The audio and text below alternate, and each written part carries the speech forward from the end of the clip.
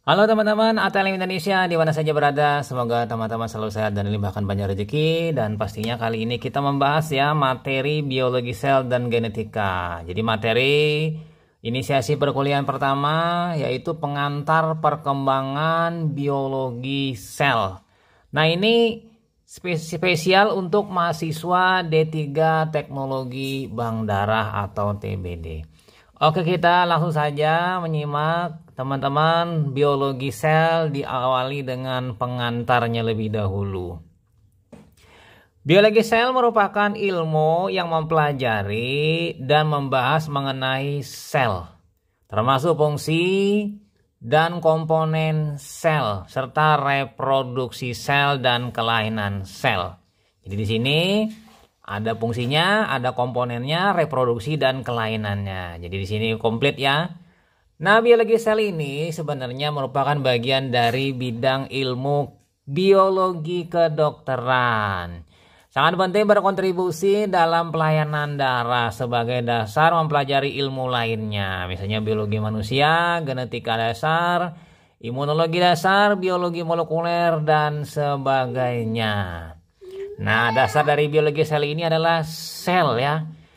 Jadi sel di sini merupakan unit terkecil atau organisme atau makhluk hidup yang mana dapat melaksanakan fungsi hidup sendiri dan bereplikasi atau memperbanyak diri dan merupakan penyusun tubuh. Jadi sel disusun menjadi beberapa sel, kemudian sampai beribu-ribu sel, maka terbentuklah sebuah tubuh, yaitu organisme, misalnya manusia. Nah, mengenai biologi sel ini, kita kembali ke masa lalu, yaitu sejarah biologi sel ya di sini.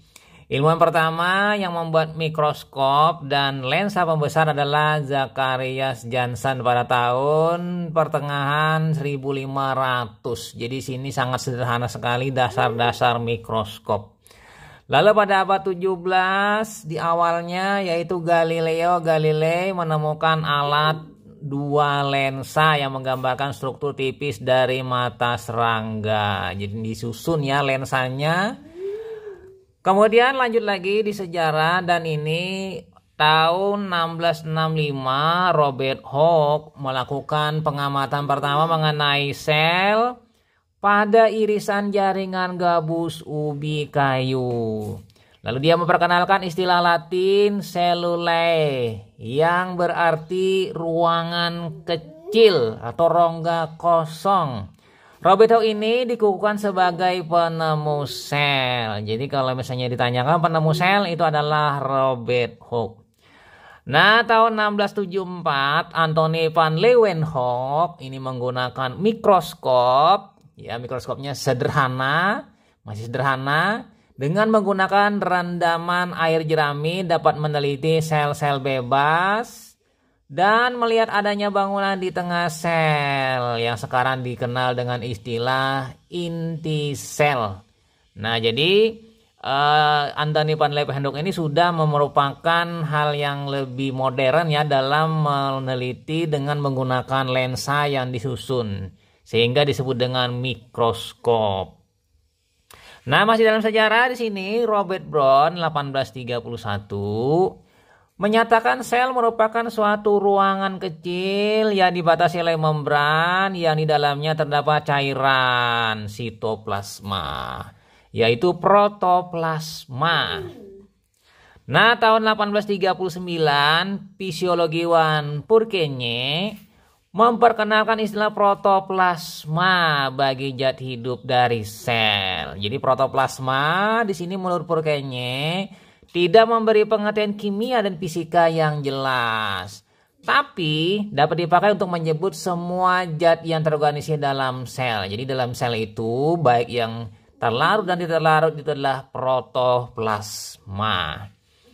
Masih lagi di sejarah selanjutnya yaitu Rudolf Virchow.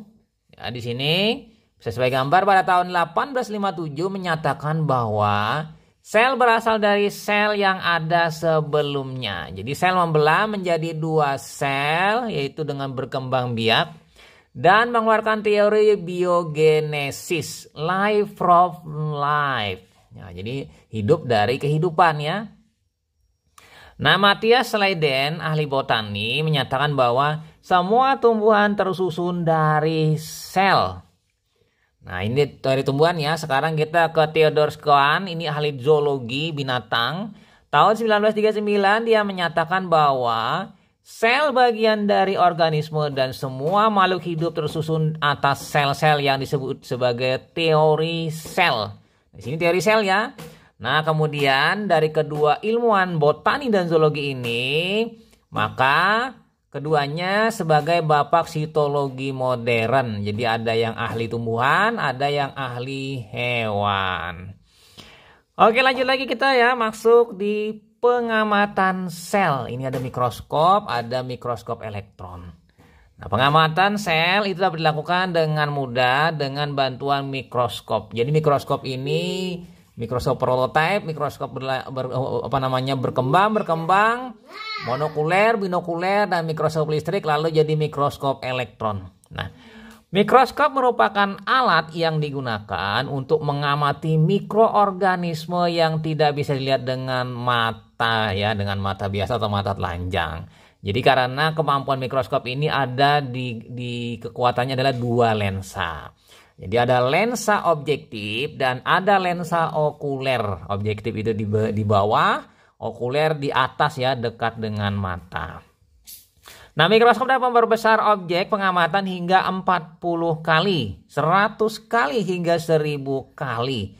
Tergantung pergantiannya nanti ya, lensa 4 kali, objektifnya 10 kali, 40 kali, 100 menggunakan lensa imersi.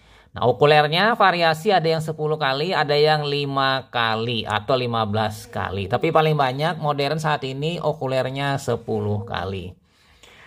Nah, untuk mikroskop itu sebenarnya ada dua jenis sesuai gambar. Ada mikroskop cahaya biasa sebagai sumber penyinaran, mau menggunakan cahaya dari alam, misalnya menggunakan lensa cermin ya, maksudnya cermin. Yang kedua menggunakan cahaya dari listrik. Ada menggunakan lampu ya, lampu pijar atau menggunakan lampu LED yang searang. Dan mikroskop terakhir adalah mikroskop elektron yang menggunakan elektron sebagai pengganti cahaya. Jadi sesuai gambar, mikroskop elektron itu mampu melakukan perbesaran lebih kuat ya, lebih kuat dibandingkan mikroskop biasa. Nah, yang kedua, pengamatan sel itu dapat dilakukan dengan mikroteknik. Nah, kalau mikroteknik ini biasanya sudah terkait dengan yang namanya pemotongan jaringan. Jadi menggunakan alat yang digunakan untuk membuat sediaan sel dan jaringan, baik pada tumbuhan maupun pada hewan. Nah, alat mikrotom mengiris jaringan dengan ketipisan yang bisa diatur. Nah, untuk materi ini biasanya lebih banyak ke arah patologi anatomi atau sitohistoteknologi atau sitohistopatologi. Nah, mikrotom membuat preparat lebih jelas untuk diamati karena diperoleh preparat tipis sehingga lebih memudahkan melakukan pengamatan mikroskop. Jadi sangat tipis sekali ya, seperti pada gambar. Jadi diolah dulu, jaringan dipotong yang akan diidentifikasi. Kemudian dibuat blok parafin, lalu diiris. Setelah diiris baru dibuat sediaan preparat dan diwarnai. Setelah diwarnai maka dilakukan pengamatan dengan menggunakan mikroskop biasa. Dan lebih baik lagi, mikroskop tadi dihubungkan dengan LCD sehingga pengamatannya melalui layar komputer ya, atau layar TV. Nah, lanjut lagi yang ketiga, pengamatan sel, yaitu dengan teknik fraksinasi seperti pada gambar. Fraksinasi ini maksudnya pemisahan berdasarkan fraksi-fraksi. Nah, teknik untuk mengisolasi atau memisahkan suatu komponen sel, misalnya mengisolasi sel darah sehingga dapat dibedakan antar masing-masing sel. Jadi sel darah itu dibagi 3 ya, trombosit, leukosit, dan eritrosit. Eritrosit paling berat, berada di bawah. Kemudian ada lapisan tengah, itu adalah lapisan bavikot, isinya trombosit dan leukosit. Lalu bagian atas cairan plasma atau serum. Nah, dengan teknik ini maka terbagilah menjadi fraksi-fraksi dari sel dan cairannya. Nah, penting sekali ini dalam dunia bank darah atau dunia transfusi darah. Teknik ini penting karena memisahkan komponen sel dan transfer pack. Misalnya dari whole blood itu bisa diubah menjadi pack red cell atau menjadi trombosit konsentrat atau menjadi produk lain, misalnya fresh frozen plasma atau sediaan granulosit. Jadi penting ya di sini untuk pengamatan menggunakan teknik fraksinasi. Nah, lanjut lagi kita pindah ke introduction mengenai sel ya. Di sini ada mulai dari ekologi, fisiologi, sel biologi, molekuler biologi, dan chemistry. Ketiganya ini tergabung dalam hal untuk melakukan proses mempelajari biologi sel. Nah, dimulai dengan atom menjadi molekul, lalu menjadi sel, menjadi tisu atau jaringan, menjadi organ, menjadi sistem organ atau sistem, menjadi organisme, kemudian organisme tadi berkumpul menjadi sebuah populasi dan terbentuklah sebuah ekosistem yang berbeda spesies. Ya kan, di sini misalnya sebuah perkampungan manusia. Jadi mulai dari atom ya. Nah, kita tahu secara hierarki seperti ini ya, dari atas ke bawah. Kita tahu bahwa sel merupakan unit organisasi terkecil ya pada tubuh manusia. Jadi di sini intinya adalah sel yang kita bahas. Sel bergabung menjadi jaringan dan membentuk organ dan sistem kerja khusus. Misalnya di sini sel bergabung menjadi jaringan, kemudian menjadi organ pada contohnya adalah hepar atau hati. Kemudian lagi di sini sel-sel berbeda fungsi dan struktur itu tergabung membentuk organisme hidup. Ya, contohnya manusia. Jadi manusia itu memiliki otak, memiliki paru, memiliki hati, ya kan, memiliki ginjal, tulang, dan lain-lainnya. Itu merupakan sebuah satu kesatuan sistem yang mana setiap satu kesatuan itu baik kulit, rambut hingga lain-lain itu adalah terdiri dari sel ya yang bergabung. Nah, kita masuk ke struktur umum sel. Jadi secara umum sel-sel yang menyusun tubuh manusia itu mempunyai struktur dasar yang terdiri dari pertama membran sel, kemudian protoplasma, yang ketiga inti sel. Jadi membran sel ini memisahkan sel dengan sel yang lain atau membentuk sebuah selaput ya.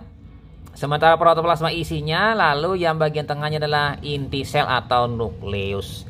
Yang mana ketiganya mempunyai komposisi kimia yang terdiri dari pastinya air, ya kan, ada elektrolit, entah natrium, kalium, nanti kalsium, lalu ada protein, lalu ada lemak dan karbohidrat, dan masing-masing nanti tersusun ya, ada yang tersusun sebagai protein membran, lemak membran ya, karbohidrat, dan juga bisa digunakan nanti sebagai reseptor ya, dasar reseptor dalam hal reaksi atau interaksi dengan sesama sel atau mungkin dalam interaksi antigen antibodi ya, misalnya dalam hal penentuan dari permukaan epitop eritrosit golongan darah.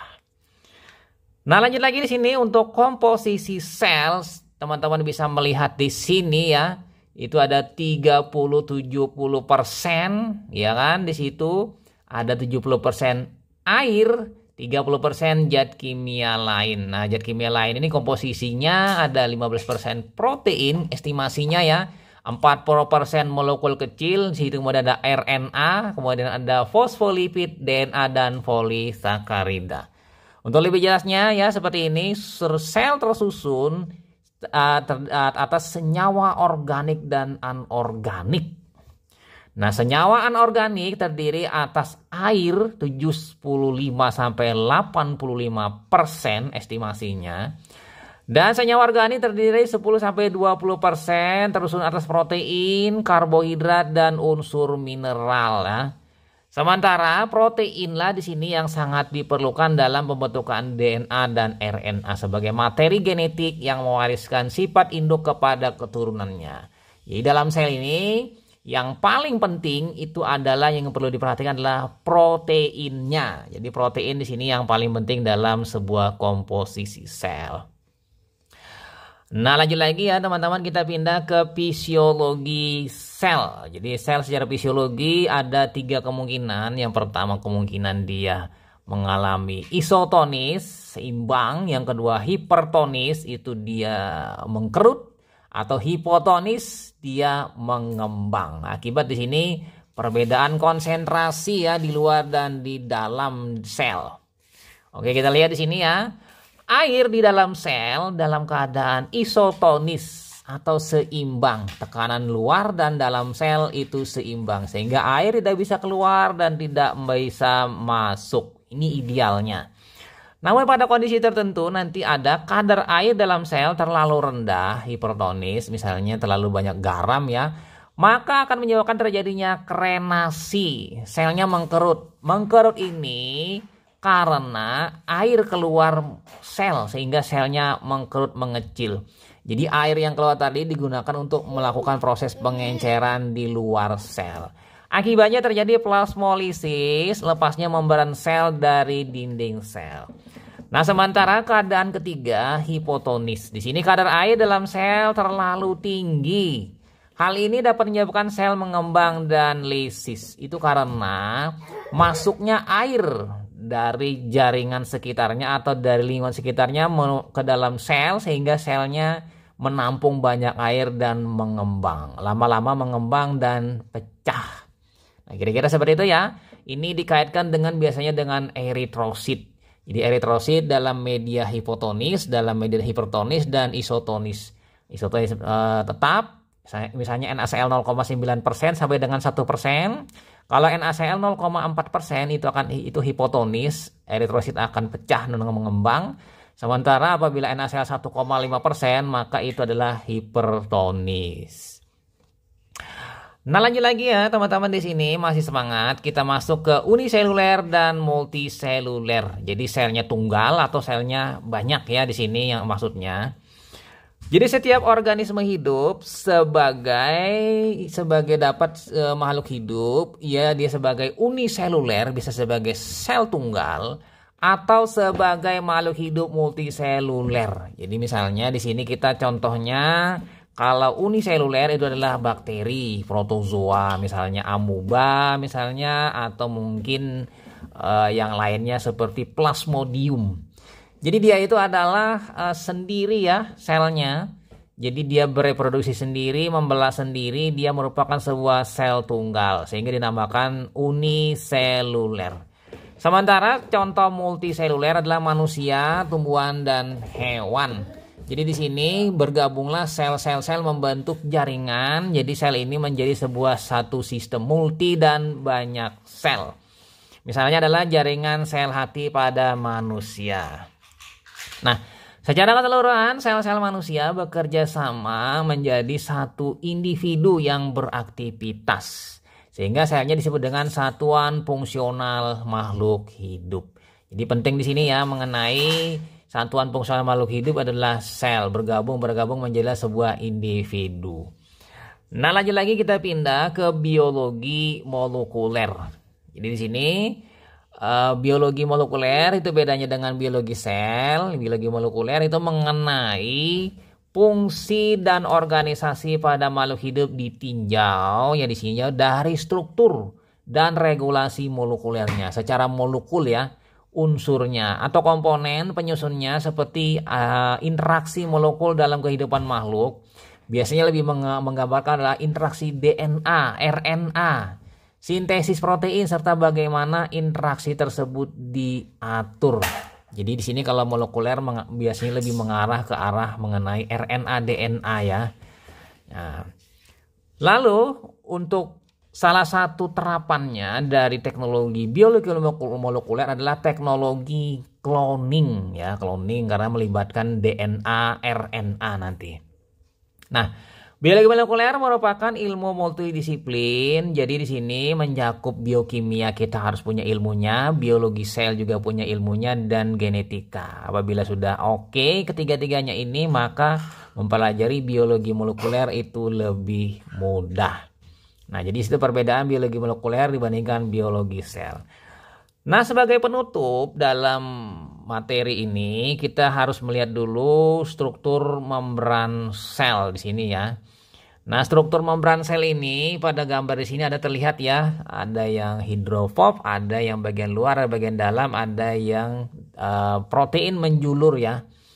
Nah, struktur membran sel itu terdiri atas lapisan komponen glikoprotein. Glikoprotein ini adalah ini adalah gula bergabung dengan protein, kemudian lipid yang bersifat hidrofobik. Hidrofobik ini dia tidak dapat ditembus oleh air, hidrofob ya.